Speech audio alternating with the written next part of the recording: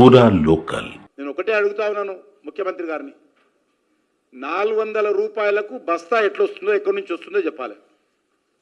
ఈరోజు కేంద్ర ప్రభుత్వము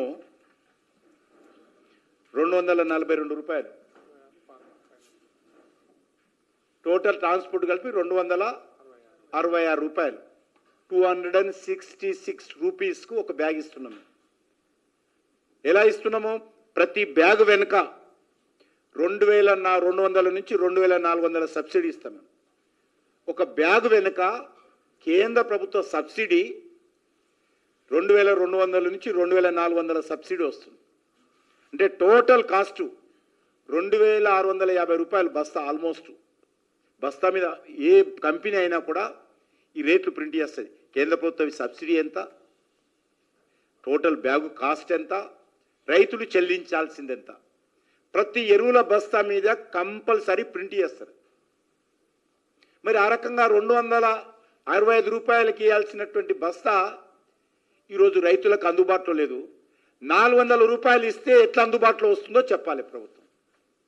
ఇంకా వేరే విషయాలు ఏముంది, ఎట్లా వస్తుంది, ఎక్కడి నుంచి ఈరోజు వస్తా ఉన్నాయి అదే బస్తా మీద ప్రింట్ అయ్యేది 265 రూపాయలు. మళ్ళీ 400 రూపాయలకు అదే బస్తాను అమ్ముతుంటే ఈ ప్రభుత్వం కళ్ళు అప్పగించి ఎందుకు చూస్తుంది? ఎవరు అమ్ముతున్నారు? దీని వెనుక కుట్ర ఏంటి? ఈరోజు రైతులు చెప్తా ఉన్నారు, బ్లాక్ మార్కెట్లో మాకు ఎంత కావాలంటే దొరుకుతున్నదని. ఎవరు ఆ బాధ్యత తీసుకోవాలని అడుగుతా ఉన్నాను. 50% ప్రైవేట్ ఏజెన్సీలకు ఇస్తారు, 50% గవర్నమెంట్ ఏజెన్సీలు, కోఆపరేటివ్ బ్యాంకులు కానీ ఇతరత్ర కోఆపరేటివ్ సొసైటీల ద్వారా కానీ రైతులకు అందుబాటులో చేయాలి. మరి ఇది వచ్చినటువంటి యూరియా ఎందుకు పక్కదారి పడుతుంది? మేము అనేక చర్యలు తీసుకున్నాం.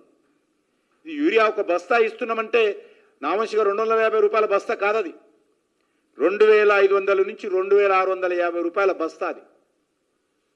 అది ప్రజల డబ్బు.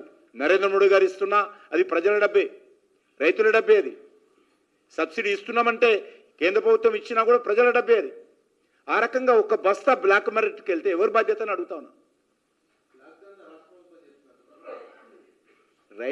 మార్కెట్లో దొరుకుతుంది, ఎవరు చేస్తారో చెప్పాలని అడుగుతున్నా నేను. మార్కెట్లో ఈరోజు రైతులు 400 పెట్టి బస్తా కొంటున్నారు కదా, అదే బస్తా 260 రూపాయలకు అమ్మాల్సిన బస్తా ఈరోజు 400కు దొరుకుతుందంటే ఎవరు చేస్తున్నారు? ఆపాల్సిన బాధ్యత ఎవరిదారు అడుగుతా ఉన్నాను. అసలు వర్షాకాలం రాకముందే, భూమి దున్నకముందే, విత్తనాలు అవసరం రాకముందే రాష్ట్ర ప్రభుత్వం మాట్లాడింది ఎరువుల కొరత ఉంది. అప్పటికి 2 లక్షల ఎంటీ 70,000 మెట్రిక్ టన్స్ వాళ్ళ దగ్గర స్టాక్స్ ఉన్నది.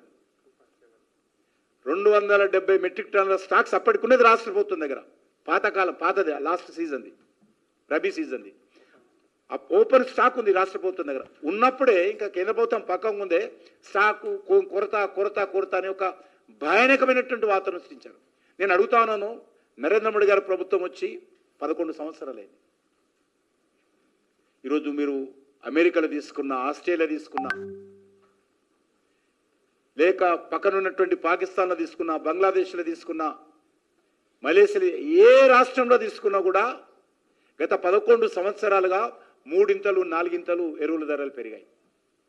3-4 ఒకే ఒక్క దేశం భారతదేశము గత 11 సంవత్సరాలుగా ధరలు పెరగకుండా, ఎంత ధరలు పెరిగినప్పుడు కూడా లక్షల కోట్ల రూపాయలు కేంద్ర ప్రభుత్వం భరిస్తూ రైతుల మీద భారం పడకూడదు, రైతులను ఆదుకోవాలి, రైతులకు మేలు చేయాలి అనేటువంటి లక్ష్యంతో, ఒక కమిట్మెంట్తో నరేంద్ర మోడీ గారి ప్రభుత్వము సబ్సిడీ భరిస్తూ 265 రూపాయలకు బస్తా ఇస్తూ ఉంటే, ఈరోజు ఒక తెలంగాణ రాష్ట్రానికే సుమారు 76,000 కోట్ల నుంచి 80,000 కోట్ల రూపాయలు సబ్సిడీ ఒక తెలంగాణ రాష్ట్రానికే కేంద్ర ప్రభుత్వం భరించింది.